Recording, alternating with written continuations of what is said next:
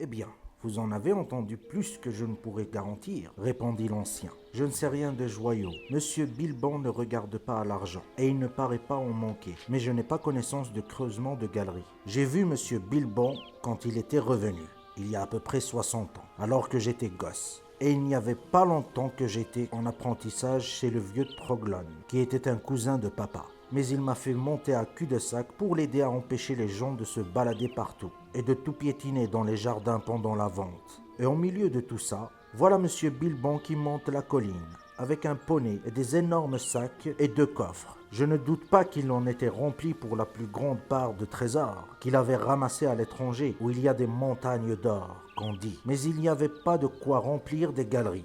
En tout cas, mon gars Sam doit en savoir plus long là-dessus. Il est tout le temps fourré à cul-de-sac. Il est fou des histoires de l'ancien temps et il écoute tous les récits de Monsieur Bilban.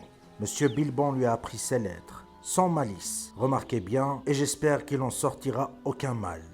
Des elfes et des dragons, que je lui ai dit. Mieux vaut pour toi et moi des choux et des pommes de terre. Ne va pas te mêler des affaires de ceux qui sont au-dessus de toi, ou tu vas aboutir à des ennuis trop gros pour toi, que je lui ai dit. Et je pourrais en dire autant à d'autres, ajouta-t-il, jetant un regard à l'étranger et au meunier. Mais l'ancien ne convainquit pas son auditoire. La légende des richesses de Bilban était à présent trop fermement établie dans l'idée de la jeune génération des hobbits. Ah, mais il est bien probable qu'il a ajouté à ce qu'il avait d'abord apporté, argua le meunier, exprimant l'opinion commune. Il est souvent parti de chez lui.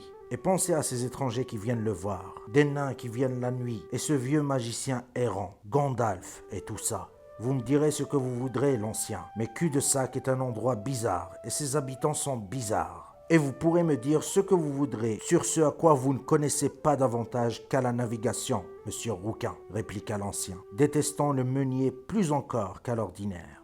Si cela est être bizarre, eh bien on pourrait s'accommoder d'un peu plus de bizarrerie par ici. Il n'y en a pas loin qui offrirait pas une pinte de bière à un ami s'il vivait dans un trou au mur d'or. Mais à cul-de-sac, on fait les choses convenablement. Notre Sam dit que tout le monde sera invité à la réception et qu'il y aura des cadeaux. Notez, des cadeaux pour tous, ce mois même où nous sommes.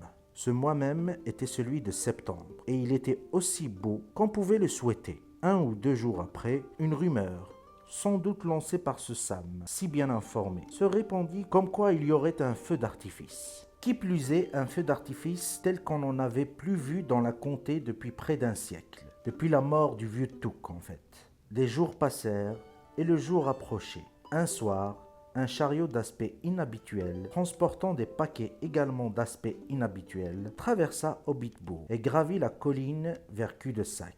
Les hobbits saisis passèrent la tête par la porte éclairée pour regarder bouche bée. Le chariot était conduit par un étranger qui chantait des chansons étranges, des nains à longue barbe et à profond capuchon. Quelques-uns d'entre eux restèrent à cul-de-sac. À la fin de la seconde semaine de septembre, une charrette entra en plein jour par les œufs, venant de la direction du pont de Brandevin. Un vieillard la conduisait seul. Il portait un haut chapeau bleu à pointe, un long manteau gris et un cache-col argenté, et il avait une longue barbe blanche et des sourcils broussailleux qui ressortaient sous le bord de son chapeau. Des petits enfants hobbits coururent derrière la charrette à travers tout Hobbitbourg et jusqu'en haut de la colline. La charrette portait un chargement de pièces d'artifice, comme il le devinait justement. À la porte de devant de Bilban, le vieillard commença à le décharger. Il y avait de grands paquets de pièces d'artifice, de toutes sortes et de toutes formes, dont chacun était marqué d'un grand G rouge et de la rune elfique. C'était la marque de Gandalf, naturellement. Barkats.